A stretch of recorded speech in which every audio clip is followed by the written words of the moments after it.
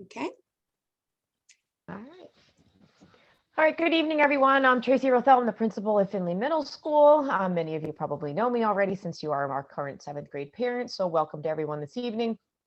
We have an agenda today that we'll go through, myself and Mrs. Alamia, who is the Director of Guidance, who was the one that just introduced and started the recording. She will be doing half of the presentation. I'll be doing the other half. We are also joined tonight by our 2 guidance counselors, Mrs. Herrera and Mrs. Logan, who are joining us also. They will be answering any questions you have in the chat.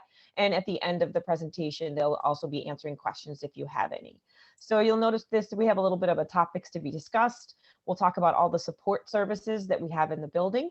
We'll go through what 7th and 8th grade, what you took in 7th grade, what you need to take in 8th grade. We'll move into our high school level courses. We'll go into how scheduling happens as an 8th grader, a little bit about high school, Naviance, our online platform, and then our role of the guidance counselor. So we'll hop right into it. And let me just talk to you about all our student support services we have at Findlay. Okay, so as I said, I just introduced our school counselors, Mrs. Herrera. She takes care of any students with the last names A through B in our Spanish-speaking household. So if you fall in that category, she will be your guidance counselor, or she is your guidance counselor, and she will continue into the 8th grade. We don't switch or move. It's a 2-year that you'll stay with the same counselor. And of course, Mrs. Logan has a last name C to Z. So if you have Mrs. Logan this year, you will again have her next year. We have 2 social workers. We have Catherine Costa, who is in the building for 4 days a week. And then we have Maria Canaconia, who is our bilingual social worker who works on Wednesdays. We have 3 social workers. We have Dr. Di Benedetto, we have Mrs. DeGiorio, and Mrs. Nabaski, who is our bilingual social psychologist in the building. So somebody is in the building, at least 2 psychologists are in our building every day. And then finally, we have administration. We have Mr. Ken Parm, who is the assistant principal with me, and we have our district directors and department supervisors. What you may not have noticed or may have noticed as you move into the secondary level, it's a little different. We then have department chairs who work on content areas. So if you have a question on social studies or math or English, you'll be directed to a content level director rather than be meeting with just me or answering the question. So a little bit different when you get to the secondary level. Next. Okay. So what happens in 7th and 8th grade? So at this point, as 7th graders, you have the following classes. You've taken an English language arts, you have social studies, science, math, you have technology, family consumer science, physical education, health. You've had music and art. You've had both a general music or performing music and art class, and you have world language. You will basically do the same exact classes next year. The biggest thing that happens is in 8th grade, there's no longer an art class. And in 8th grade, your music is not required, but many people continue in the music program because of performing music that's offered to you. But everything else you'll be taking in some way or another, whether it's a half a year, a quarter of a year, or a full year class. So a lot of the units of study stay exactly the same. So at Findlay, we have the great ability to have a couple of high school level courses that kids will take next year. So your kids, when they go into 8th grade, everybody's going to be taking Algebra 1 next year, which will be a Regents exam in 2022. That will earn you 1 high school credit as long as you pass the class in the Regents. We also have Earth Science in 8th grade. This is still a selection process. So you're asked in the end of 7th grade, your teachers will recommend you based on your work ethic and based on your GPA or how well you've done in the class to take this advanced Earth Science class, which you then again can take a Regents at the end of the year and earn a credit for. Also world language at the end of 7th grade, you'll have anyone that came from Woodhall will get a credit at the end of 7th grade. For those of you that are coming from STEM, you will earn a credit at the end of 8th grade, but you will, both of those people will go into the high school with 1 credit. And then finally, we do offer art in 8th grade. It is considered studio on art. It is an advanced high school course, and it is a recommendation from the art teacher. It's limited to about 50 students, and some of the kids like to do that, want to continue with art. That's an option. So students have up to 4 high school credits that they can earn prior to even getting into the high school when you move to 8th grade. So that's the biggest difference from 7 to 8 is you can start earning high school credit. A reminder, this is kind of one of those things that we talk about all the time. I know the counselors bring it up, and it's very kind of new to the 7th grade. When you go to 6th grade, you don't see this, but when you get to 7th grade, we do have our student and parent portals. For a parent portal, you can access that. You've probably had that since your kids were younger. The big part about 7th grade is that students can now actually access, and they see their own grades as students. They're aware of what's happening. So make sure that you see directions here. You can find this on our school website. When you go up, there's a quick link at the top of the school website where you can click for parents or for students, depending on which one you're looking for. For parents, you're going to click the online registration, and then you're going to enter the district name and create your account. If you need your child's 9-digit ID number. For students, they probably already have this set up. They're on it. If you have any questions on how to access a student or a parent portal, please reach out to one of the guidance counselors that you see this evening. And also our guidance secretary can help you with that in the main office number. So you can either email them or again, give them a call on the main line when you call the building. But this pretty much, I think every student should be on it, and most parents, I think, have already accessed it. This is where you see report cards, progress reports, and you can see the grade book to see how your kids are doing in classes currently. Okay. So once again, I'm Janetta Lumia, Director of Guidance for the Huntington Schools. Thank you so much for being here. So a little bit about scheduling process for grade 8. Throughout the next 4 months, it's going to be busy in our department. So through this month and next month, the communication between students, teachers, parents, and counselors regarding next year's placement begins. So those conversations can happen over email, contacting teachers with regards to recommendation, as well as the process in detail with your counselor, with your student's counselor. In May, you will see that there will be recommendations for earth science and studio art by teachers, and it will be notified by department supervisors. So it would be Dr. Grassani for earth science and Mr. Reynolds for studio art. You will be receiving communication from them. And in June, it will be the final determination with regarding course placements based upon final grades earned. So it is very important to note that recommendations are still tentative until final grades are actually posted and reviewed, and they're confirmed that these recommendations will be moving forward for the upcoming year. So in terms of planning for high school, one of the components of the school counseling program is college and career readiness. And so students that are registered in high school level courses, as Ms. Rathel said, will be earning high school credits. And so that would be towards their New York State graduation requirement. It will be displayed, the grades will be displayed on the transcript, and that transcript will be eventually sent to colleges during the student's senior year. And so it is important to note, and you will have this conversation throughout the next 5 years of your student's career in terms of the graduation criteria and requirements. So students are required to obtain 22 credits in order to graduate from high school, but there's also Regents attached to those 22 within those 22 credits. And so there are diploma options.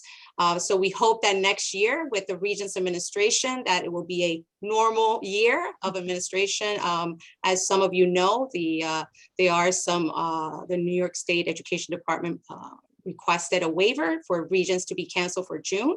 And so we don't know what the future holds in terms of Regents exams for our 8th graders next year. So the diploma options include Advanced Regents diploma, which is passing 8 exams plus the LOT, which is the language exam with a 65 or above. The Regents exam would be 5 required Regents exams with a 65 and above. And the local diploma would be available to students who have Regents exams appeals, or some students with IEP or special education programs. So that will be further discussed in meetings with the counselor, one-on-one meetings, and throughout each year of your students' high school career. We also have the New York State Education Department provides distinctions in terms of mastery. So mastery in math means that the student has earned an 85, a grade of 85 and above on 3 math Regents exams. Mastery in science, the same, 3 science Regents exams with an 85 and above. Then the honors designation is an overall computation or average of 90 and above of the required Regents exams. And there's also the state seal of biliteracy, which is, it involves a project, a portfolio review, and this is mainly typically from students that are in the dual language program, but also students that want to challenge and take the rigor of the language up to and through the high school years. And then there's the Career Technical Education, CTE endorsement, which is basically, it could be a student that attends a vocational program, BOCES, a work-based learning environment. And so these are the different types of endorsements that we would recognize each student upon graduation, and that would also be displayed on a student's actual diploma. So it's an added recognition or recognitions for students and colleges to see this. So as Ms. Rafael was talking about our online platform, Naviance is an amazing online tool that will be helping the student plan for the future. And so all 7th grade students and up and older have a Naviance account. Naviance is, like I said, an online platform that helps students with career development, college research, scholarship research. In terms of the setup, the account setup, you definitely can feel free to call Ms. Viscami at guidance, have your student contact the counselor if that account has not been set or if your child doesn't know how to log in. Right now, students are logging in through Clever, which is a one-touch like sign on. And once the student signs on through Clever, they will see the Naviance in their series of tiles and they're able to log in. But if you need any assistance, please feel free to contact the counselor.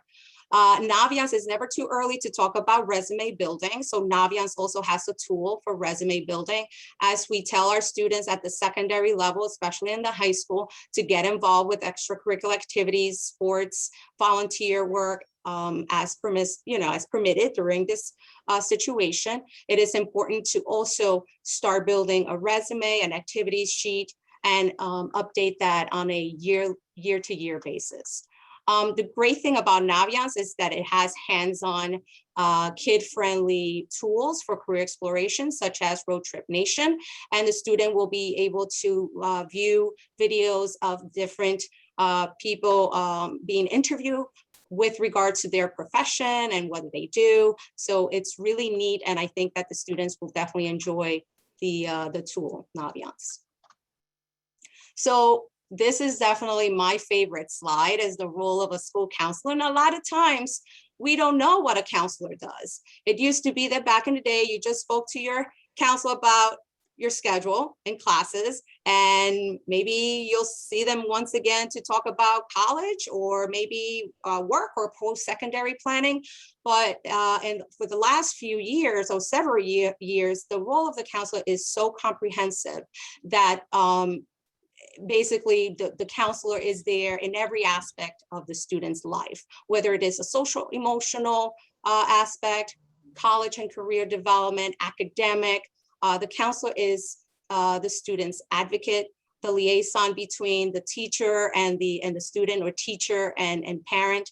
And so basically, I think that the school counselor is the heart of a school. And so whenever there's issues, there are team meetings, a school counselor is involved. If a classified student, there is a CSC meeting or 504 meeting, the school counselor is involved. And so there are intricate roles, intricate people in your child's life throughout middle school as well as high school. So it's very important to have that connection and reach out to the counselor.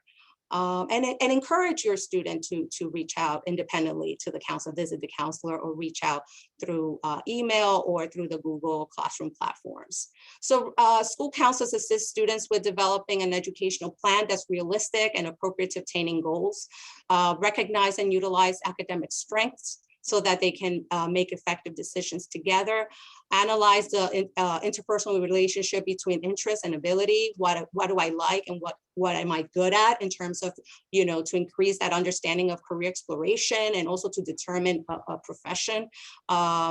Improve responsibilities. So the counselor is always an advocate in terms of, again, becoming a liaison and breaching the gap between the communication between student and teacher. However, the counselor is also an advocate of instilling independence and self-advocacy skills so that students, when they come up to the high school, they have these skills and they are able to negotiate their way around their high school years in a more effective and happy and successful way. And so school counselors also develop skills to foster social emotional growth and understanding. School counselors, and I know that this year has been, like no other, but we have, I can tell you that Ms. Logan and Ms. Herrera have been in touch with every single student, have connected with students. I have seen them, how they interact with students, and they know their students despite the fact that they might be seeing or meeting with them through virtual platforms. And so the social emotional aspect of this year, they have been doing a phenomenal job providing support, and also, again, making sure that the student is connected to the school, despite the fact that they might be hybrid or 100% virtual. Oh, wow. So that it comes to that point where, we thank you for really joining us. This is a time when you can post your questions in the chat box. This is our Q&A session, and our counselors, Ms. Herrera and Ms. Logan, will be assisting us as they can, answering your questions. So I'm going to stop sharing my screen. I also believe you can raise your hand. So if you actually like to ask the question and not type the question, you can go ahead and raise your hand or turn your camera on and put your hand up of some sort physically. And Mrs. Alami and I were kind of scan through and unmute you if there's something that you'd like to ask.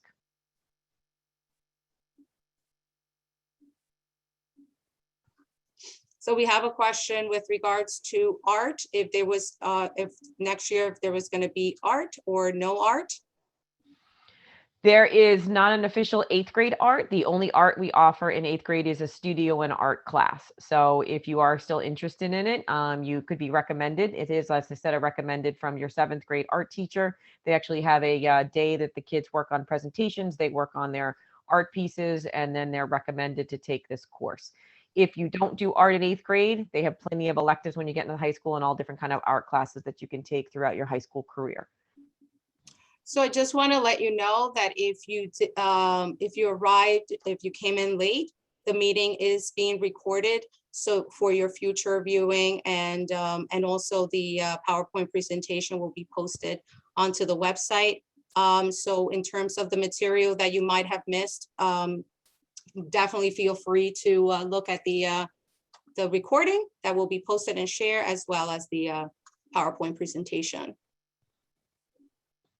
If a child qualifies for studio art, what do they not get in their schedule? Great question. So it really is based on what your kid is taking already. So there's a few things. If your kid wants to do band and they want to do earth science, you're going to find that your studio and art is going to take place during lunch. However, if they're not in a performing type of class, or if they're not in earth science class, we then have more opening in the schedule. So the kids would actually get art at a regular time and they would still get lunch. It's definitely a choice by parents. When you do get your schedule in August, and if you see that your kid is not getting a lunch, that would be really your decision. If you say, you know what, I really want my kid to have a lunch, but a lot of times kids really want the studio and art. The art teacher is amazing. She lets the kids eat. They can go downstairs. They can get everything. It's a very relaxed period. So it's not like they're missing out. And it's a social period because there's 25 kids in the class. They kind of become a little family. So if that is really what they want to do, we tell the kids, it's okay to miss lunch, but that is a family decision. And it's really a student decision. It's nothing that they're required to do if they don't want to miss lunch. We have a question about the current year. Is there going to be an art club this year, given that sports and drama are occurring? So unfortunately, there will not be an art club, only because the art club kind of runs all year long and it's very fluid. So there's not like a set group of kids. The type of things that are done now have been going on all year. It's a set amount of kids and it's been done virtually. Art club is too hard to do virtually, and sports are outside, so we don't have to worry about that. So unfortunately, this year there will not be an art club, but it should be back next year, and you'll find it that it's after school at least once a week on Thursdays. It was last year, where kids can come and go as they please. It's not something that you have to go to every week. You're allowed to go whenever it meets your schedule. Okay. If a child isn't connecting with their instrument, is there a music requirement they need to fulfill? You filled it in 7th grade. So if you've either done it by taking a musical instrument this year or you've done general music, next year it is not a requirement. We do ask kids to kind of try it again and continue through. This has been a tough year, especially virtually. But honestly, it is not required to continue in the music program when you move into 8th grade. That does become a choice. Great. So there was a question about outreach and how counselors are reaching out to students this year, considering that of the situation, the current situation. There is a Google Classroom. There's announcements, important announcements. There are newsletters. There's also Google Hangout, ways that counselors are reaching out through Google Hangout one-on-one with students. Like I said before, I definitely encourage you as parents to encourage your child to reach out also through email or a phone call. If they're in the building, through stopping by and making an appointment, feel free to definitely encourage your child to do that. As they're approaching 8th grade. Little by little, they are definitely developing those independent skills. So it's important that you encourage them to go ahead and make that appointment. And the counselors are more than welcome to meet with them as needed. And you also can reach out to the counselors. They're reachable through phone, email, and they're definitely great at responding and following through. So that's what's going on in terms of our communication. So nothing has changed. If anything, it has been enhanced because of the online platforms that they've been able to utilize. And also there's Google Meet and face-to-face connections. So those opportunities are there as well. But thank you for the question. If a student decides to drop their instrument, are they then required to take chorus or another music class? In 8th grade, no, they're not required to take another music class. If they choose to stop their instrument, they're done with their music for middle school. I will tell you, and correct me if I'm wrong, when you get up to the high school, you are still required to take another art and a performing. So a lot of times then people may pick choir back up, or you'll do an art class there, but you are required as a 9th grader to continue in some type of the arts, which is either music or media art, any kind of ceramic type of classes in the high school. But you fulfill your middle school requirement with music this year. Great. Thank you. And then the other question is, sorry, someone's coming in. Outside clubs for next year, what are the plans? As long as we can have, as Mrs. Alamia said, a normal year, we're hoping to have all our clubs back running, everything up as running before, that sports run from the very beginning of the year. And that way we'll have clubs and all these other activities for everyone. And will there be soccer for 7th graders? For next year or for this year? I'm not sure.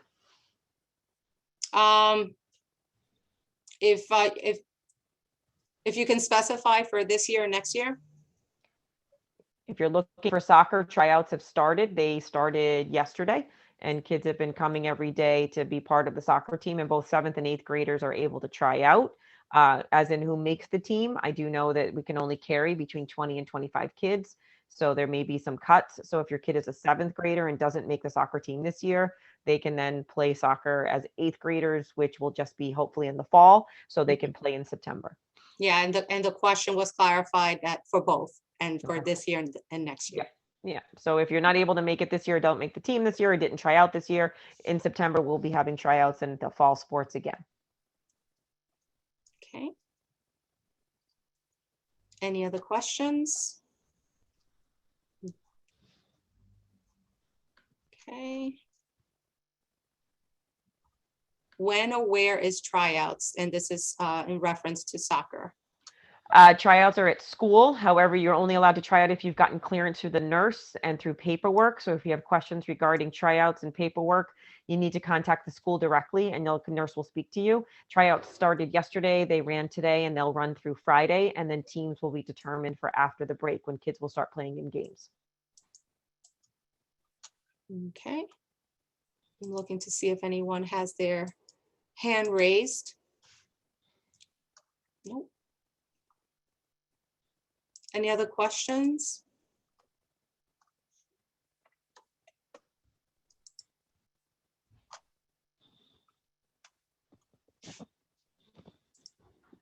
No. Looking again.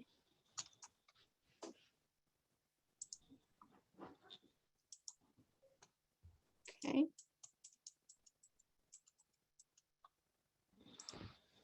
I don't see any questions in the chat box.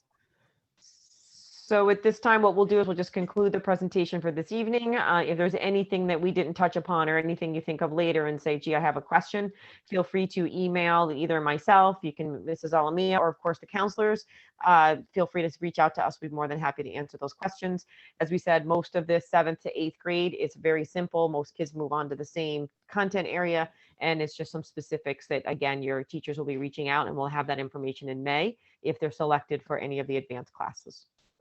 Is there any welcome to new students, like activities for new students that are here? Officially this year, we're really just helping them through the guidance. It's more of a Mrs. Herrera and Mrs. Logan meet with them and help them through just because of the situation. Normally we have a matchup or a kid or something where we do it, and we have new kid activities and groups. But of course, this year has been a little bit different and challenging. So those type of groups have not been taking place as they have in the past. And someone asked about Regents, that it was uncleared. Okay. So in terms of this year, if you're talking about this year, our 8th grade students are slated to take the algebra and the earth science Regents. We must administer those Regents for our 8th grade students because they're taking algebra and some are taking earth science. However, with next year, as your child is going into 8th grade next year, meaning June of 2022, we are not sure, we cannot predict whether it will be a normal situation with Regents administration or if it will be similar to this year. We can't predict as we don't know what's going to happen with the virus and how we're going to be, next year. But I hope I answer your question. In terms of Regents for 7th grade, there are no Regents for this year, so you don't have to worry about, your child doesn't have to worry about that. Okay, you're welcome. All right. Great. Everybody have a good evening. Get home safely. I know this is the best thing now that everybody's already home. So we thank you again for joining us this evening. Have a wonderful spring break for many of you. Enjoy the time off, and we'll see everyone soon, hopefully back to normal. We're looking forward to having everyone in the building next year since your kids will still be with us for another year. So we're excited. Great. Thank you so much for joining us this evening. Thank you. Have a great night.